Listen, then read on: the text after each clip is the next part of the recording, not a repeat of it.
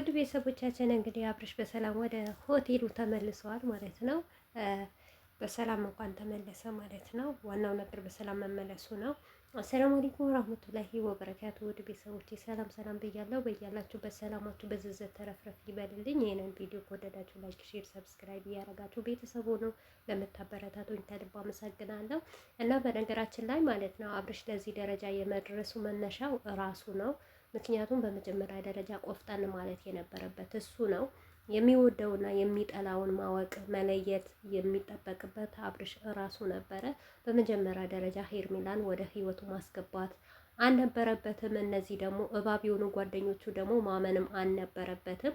ነገር ግን ዛሬ የገረመኝ ነገር ቢኖር ማለት ነው ግማሹ ሰው ያስፈልግሃል፣ በእንቅልፍህ የሚቀሰቅስህ የሚያጎርስህ መድኃኒት የሚሰጥህ ሲሉት ነበረ። በተለይም ደግሞ ብሩኬ እና ያቺ ውሽሚትም ደግሞ እዚህ ማደር አለባት እያሉ ነበረ። እሷም ደግሞ እኔ አነካህም አልደርስብህም እና በሶፋ ላይ ቁጭ ብዬ ጠብቄ እራትህንም እሰጥሃለሁ ቁርስህንም እሰጥሃለሁ እያለችው ነበረ ማለት ነው። እና በዚህ ናክል ወንድ ልጅ ፈስ የሆነ ታውቃላችሁ ቅልሽልሽ ሲል ደግሞ እንዴት እንደሚደብር እውነት ለመናገር ማለት ነው። እኔ እንጃ እርጉዝ ሩታ እንኳን 9 ወር በሙሉ እንደዛ እርጉዝ ሆና እንደዛ እርግዝናዋን ይዛ እንኳን እንደዚህ አልሆነችም። አንድ ቀን ቆለጠኝ ፈለጠኝ ታመምኩኝ ደከመኝ ሳትል 9 ወር በሙሉ አሳልፋ ምጥን የመሰለ አምጣ ወልዳ እንኳን ልጅን አቅፋ እንኳን እውነቴ ነው የምላችሁ አራስ አትመስልም።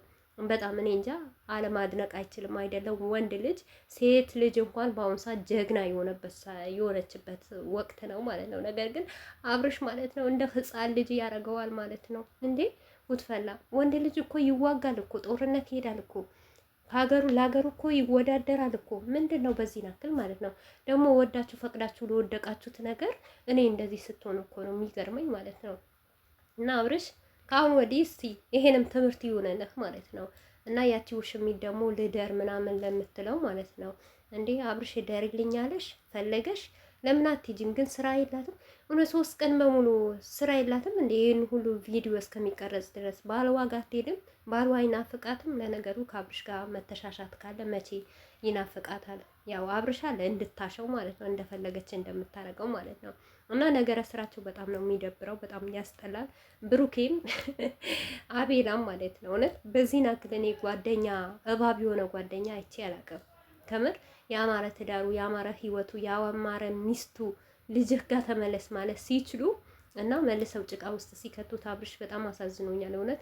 አያችሁ ለሰው ደግ አትሆኑ፣ መልካም አትሆኑ። ሞር እንኳን በዚህን ሰዓት ለሰው መልካም መሆን ገደል ነው የሚከታችሁ። እውነቴ ነው የምላችሁ አብርሽ ማለት ለእነዚህ ልጆች ማለት አላቅም እኔ ያልነግራችሁም እናንተ ነው የምታውቁት ምን አክል ደረጃ እንደነበሩ። በአብርሽና በሩታ ነው ለዚህ ደረጃ የደረሱት ማለት ነው።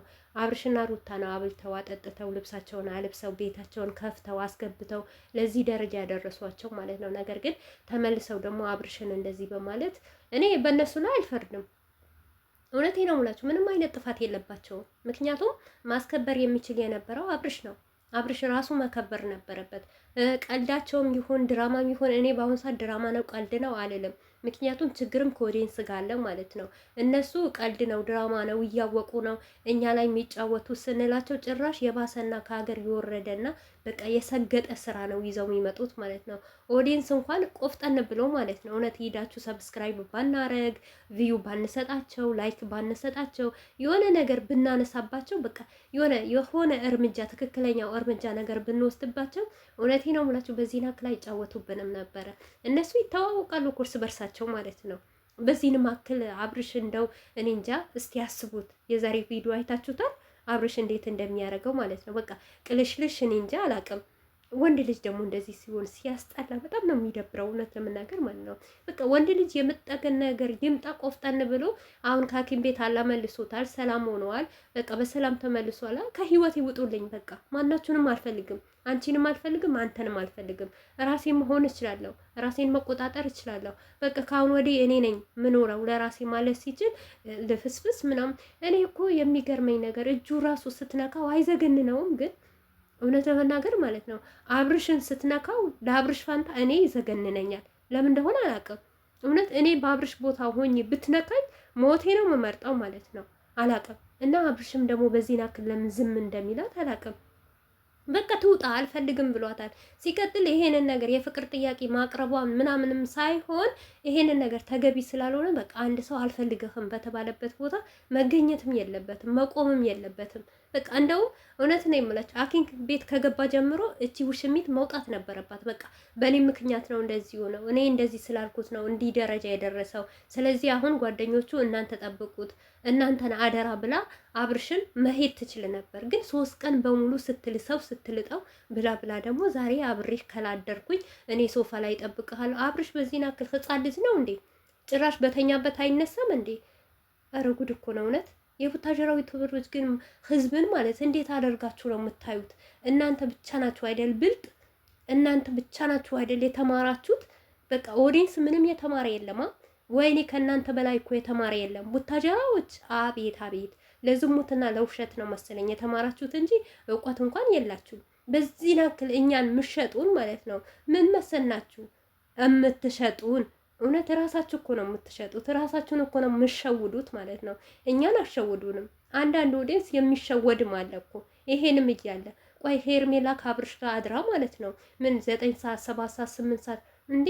ምን አይነት ዘመን ነው ያለ ነው አሁን ማለት ነው? አይደለም ዛሬ አላርም ሞልቶ ስልክ ሞልቶ ስንት ነገር በስልኩ ታይም አይሞላም እንዴ?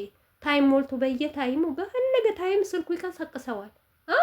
እናንተ ጭራሽ ሄርሜላ ምንም አይነት በቃ ድሮም እንኳን እንደዚህ በእንቅልፍ አልሞትም። እውነት አንድ ሰው የሆነ ነገር አለብኝ ካለ አለው ነው። ደግሞ የምን መድኃኒት ነው?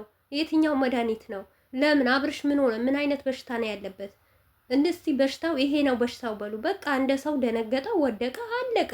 የምን ክኒን ማዘዝ ነው? የምን ክኒን መዋጥ ነው? ኧረ በዚህ ናክል ይደብርባችኋል። እውነት ያስጠላል።